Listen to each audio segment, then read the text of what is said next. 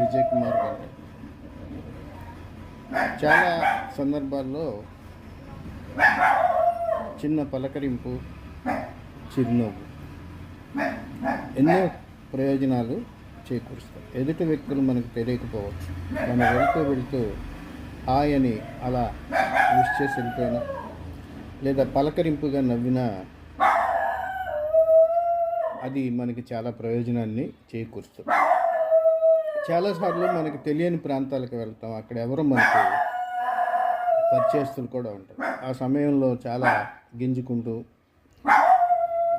అంటే మానసికంగా చాలా భయాందోళనలకు గురవుతూ ఉంటాం.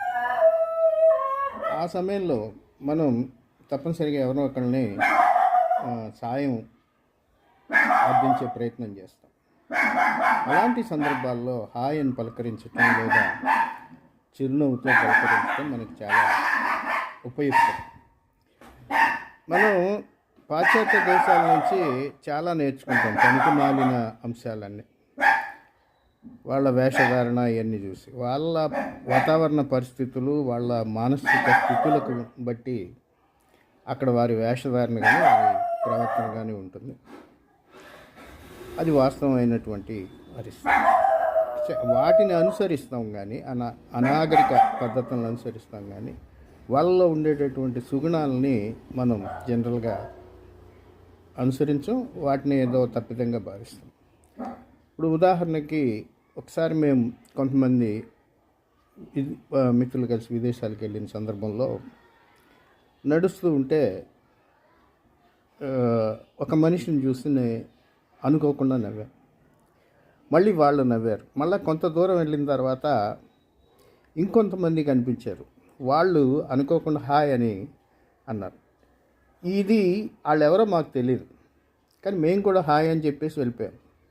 సో వాళ్ళు సెకండ్ ఇచ్చి అటుగా వెళ్ళిపోయారు. అక్కడే ఒక 4-5 రోజులు ఉండాల్సిన పరిస్థితుల్లో మళ్ళీ ఇంకోసారి కల్పించినప్పుడు వాళ్ళు మళ్ళీ నువ్వు ఎలా ఉన్నావు అని పలకరించావు, బాగున్నావు అని చెప్పాం, పలకరింపు. అయితే దాదాపుగా ఈ వాతావరణం ప్రతిరోజు కనిపిస్తుంది. అమెరికా లాంటి ఖరీదైన దేశాల్లో కూడా ఇదే వాతావరణం ఉంటుంది. సరే, పలకరించటము లేదా పరిచయం చేసుకోవటం వల్ల మనకు నష్టమేమీ లేదు. వ్యక్తిత్వాలని మనం తేలిగ్గానే చదువుకోవచ్చు, అది పెద్ద కష్టమేం కాదు. ఒక చోటుకి వెళ్ళినప్పుడు ఎవరితో ఎలా ఉండాలో పరిధి దాటి ఉండకుండా మన పరిధిలో మనం ఉంటూ ముందుకు సాగుతూ ఉంటే మంచిదే. చిన్న పలకరింపు, చిన్న చిరునవ్వు